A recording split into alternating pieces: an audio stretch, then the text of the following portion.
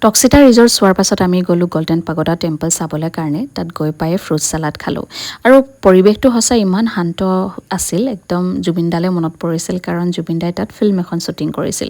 বৌদ্ধ ধৰ্ম ভাল পোৱা কিছুমান কাৰণ কৈছোঁ আপোনালোকক শুনক। বৌদ্ধ ধৰ্মৰ প্ৰৱৰ্তক সিদ্ধাৰ্থ গৌতম এজন সাধাৰণ মানৱ আছিল, কোনো দেৱতা নাছিল। তেওঁ শিকাইছিল যে জ্ঞান লাভৰ পথ আমাৰ প্ৰতিজনৰ ভিতৰতে নিহিত হৈ আছে, ই কোনো উচ্চ শক্তি বা ঈশ্বৰে দান কৰা বস্তু নহয়। বৌদ্ধসকলে কৰ্মত বিশ্বাস কৰে, কৰ্ম হৈছে কাৰণ আৰু ফলৰ নিয়ম, আৰু পুনৰ জন্মৰ ধাৰণাটো বিশ্বাস কৰে, য'ত আমাৰ কৰ্মই ভৱিষ্যতৰ জীৱন নিৰ্ধাৰণ কৰে। বৌদ্ধ ধৰ্মৰ লক্ষ্য কোনো দেৱতাক সন্তুষ্ট কৰা নহয়, বৰং দুখৰ চক্ৰৰ পৰা মুক্ত হৈ নিৰ্বাণ লাভ কৰা। ঈশ্বৰীয় হস্তক্ষেপৰ ওপৰত নিৰ্ভৰ নকৰি আত্মনিৰ্ভৰশীলতাৰ আৰু দায়বদ্ধতাৰ ওপৰত বেছি গুৰুত্ব প্ৰদান কৰে। আৰু আমি ইমানেই চাইছোঁ কিন্তু আমাৰ চাই শেষ হোৱা নাই, আমি চাই শেষ কৰিব পৰা নাই। আৰু ঠাইডোখৰ ইমানেই ধুনীয়া, ইটো এটা হৈছে, সিফালে এটা আছে, ইফালে এটা আছে, চাই আমি শেষেই কৰিব পৰা নাই। আৰু চকুত ৰিয়েলত চাবলৈ বেছি ধুনীয়া, কেমেৰাত যিমান ধুনীয়া ৰিয়েলত চাবলৈ তাতোতকৈ বেছি ধুনীয়া।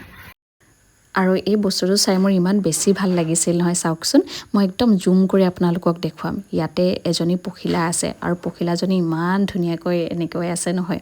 আৰু সঁচাকৈ কিছুমান বস্তু আমি মাত্ৰ অনুভৱহে কৰিব পাৰি, কিছুমান বস্তু আমি ভাষাৰে আমি কেতিয়াও প্ৰকাশ কৰিব নোৱাৰি। ঠিক তেনেকুৱা ইয়াত হৈছে। আৰু এয়া হৈছে আমাৰ সৈন্য সামনিখিনি। আমি এবাৰ ওলাইছোঁ ঘৰমুৱা পক্ষী হয়, আৰু ইয়াত যে ইমান ধুনীয়া ধুনীয়া মাছ আছে নহয়, আপোনালোকক দেখুৱাইছোঁ ৰ'ব, ধুনীয়া ধুনীয়া মাছ দেখিলোঁ। এয়া চাওক, ইয়াত এজনী মাছ আছে, এই কমলা ৰঙৰ আছে, আৰু এজনী মাছ দেখুৱাম ৰ'ব, তাত আছিল সেই মাছজনী কালাৰটো আছিল বগা ৰঙৰ। আৰু এই বগা ৰঙৰ মাছজনী চাই মোৰ কিয় ইমান ভাল লাগিল, কিবা এঞ্জেল নিচিনা ফিল হৈছে, ইমান ভাল লাগিছে। আৰু বগা ৰংটো মোৰ এনেও প্ৰিয়, আৰু মোৰ এনেও এটা আছে চখ আছে, এই য'ত ক'ৰবাত ফুৰিবলৈ গ'লে এই ফ্ৰিজ মেগনেট মই লৈ আহোঁ এনেই আৰু এজ এ মেমৰি, গতিকে এয়া ল'লোঁ। পিছে বহুত দাম, 150 ৰুপিজ ল'লে।